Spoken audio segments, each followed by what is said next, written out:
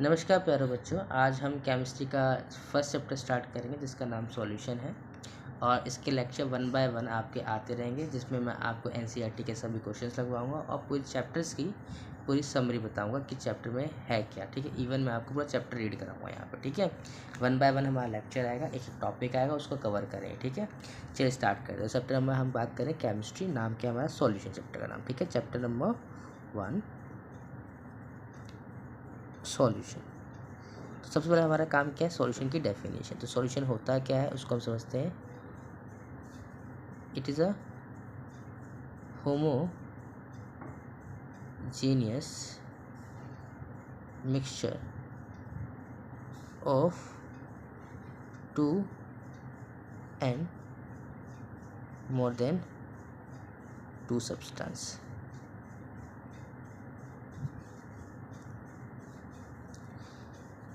Homogeneous means होता है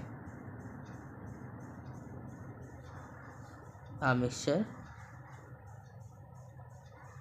in which one substance completely dissolve in another substance।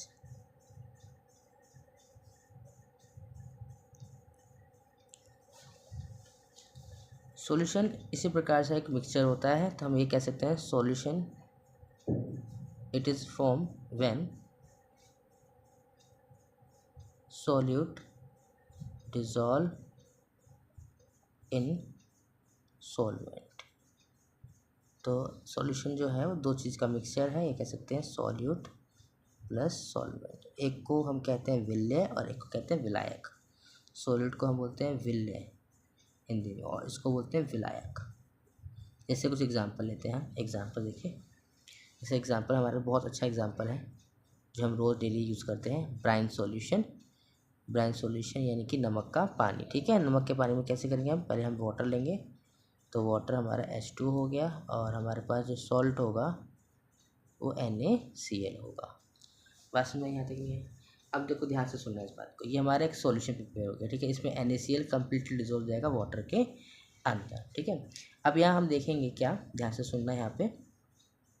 तो हमने क्या देखा कि ये बाइनरी मिक्सचर था। कैसा था, बाइनरी मिक्सचर था। हमेशा याद रखना, सॉल्यूशन बाइनरी तो रहेगा ही रहेगा। ये बाइनरी मिक्सचर, बाइनरी का मतलब क्या है, इसके अंदर दो कंपोनेंट है, एक सॉल्यूट है और एक क्या है, सॉल्वेंट। ठीक है, और ये भी याद रखना कि सॉल्वेंट होगा वो हमेशा मोर क्वांटिटी में, solvent always in more quantity than बेटा सॉल्यूट। ठीक है, सॉल्वेंट ज़्यादा होगा और सॉल्यूट क्या होगा बेटा, कम होगा। इतना नोट डाउन करो, फिर हम आगे पढ़ाते हैं। ठीक है, नोट डाउन कर लीजिए, आराम से देख लीजिए क्या क्या चीज़ें हैं इसमें। ठीक है, चलिए हम आगे बढ़ते हैं। ठीक है, ध्यान से देखिएगा। तो ये तो हमारा था आपका सॉल्यूशन क्या होता है। ठीक है, अब हम बात करेंगे हम प्रॉपर्टीज ऑफ बेटा सॉल्यूशन। प्रॉपर्टीज ऑफ सॉल्यूशन, तो सॉल्यूशन की क्या क्या प्रॉपर्टी है, तो हम बोल सकते हैं पहले, it is a homogeneous mixture. It is a homogeneous mixture, एक तरह का होमोजेनियस मिक्सचर होता है। दूसरा हम इसको देख सकते हैं, क्या इसकी प्रॉपर्टी और पढ़ सकते हैं, the size of particles, the size of particle is 1 mm। ठीक है, तीसरा हम देखते हैं बेटा, it can not show Tyndall effect, या it can not scatter beam light, scatter beam light. ठीक है, ऐसे हम देख सकते हैं, the particles of solution can not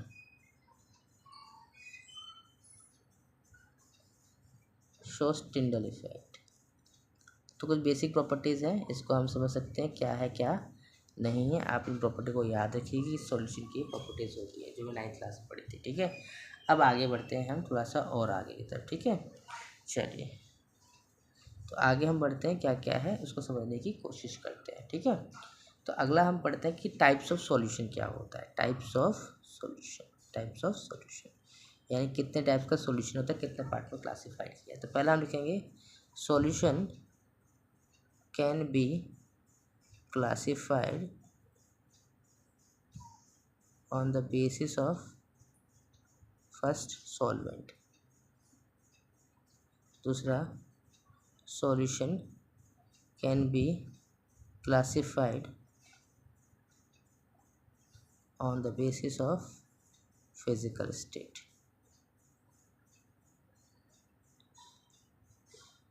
और तीसरा, solution can be classified on the basis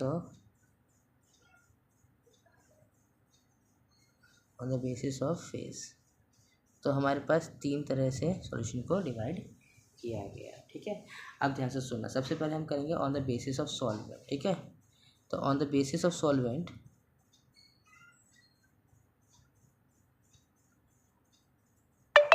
solution divide two 2 part, solution divide into 2 part.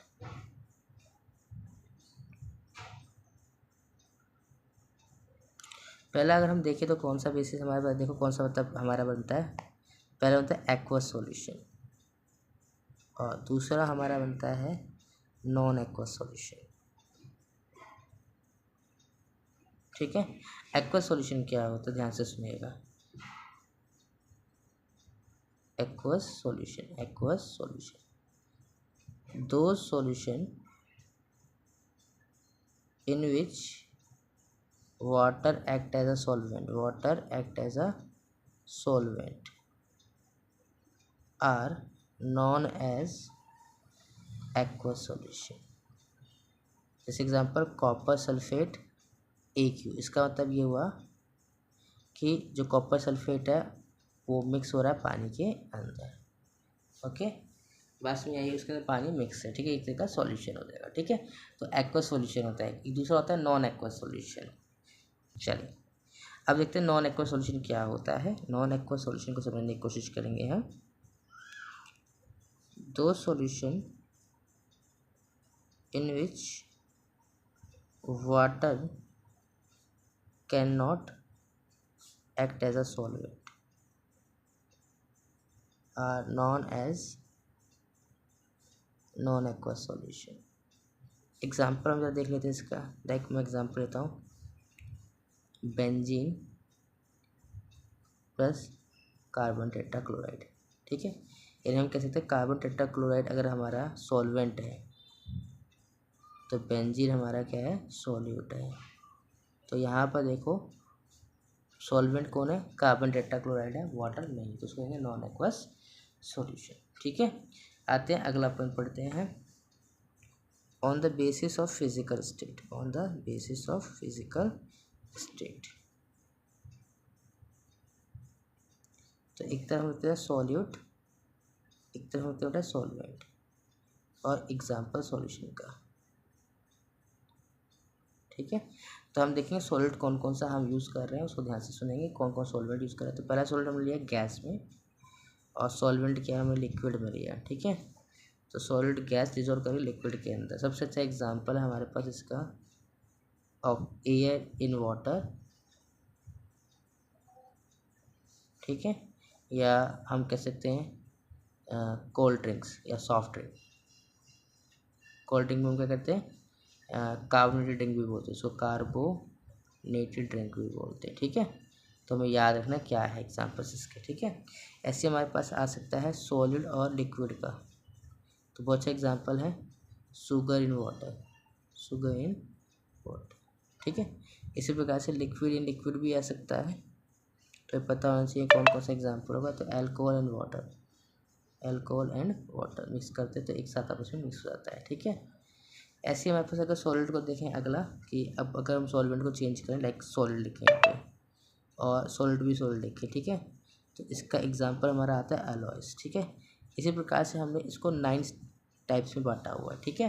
ये एनसीईआरटी बुक्स में आपको बिल्कुल रिटर्न मिल जाएगा, तो आप उसको रीड कर लीजिएगा, वेरी इंपॉर्टेंट है, और साथ में एग्जाम्पल लर्न कर लीजिएगा, ठीक है। ठीक है। तो ये कौन सा, gas liquid solution, solid liquid को solution, liquid liquid solution, solid solid solution. तो पता होना चाहिए आपको किस तरह के सॉल्यूशंस होते हैं। तकरीबन 9 टाइप्स के होते हैं, आप इनको लर्न किएगा एनसीईआरटी से तो आपको क्लियर हो जाएगा। ठीक है, आइए हम आगे बढ़ते हैं। आते हैं on the basis of phase.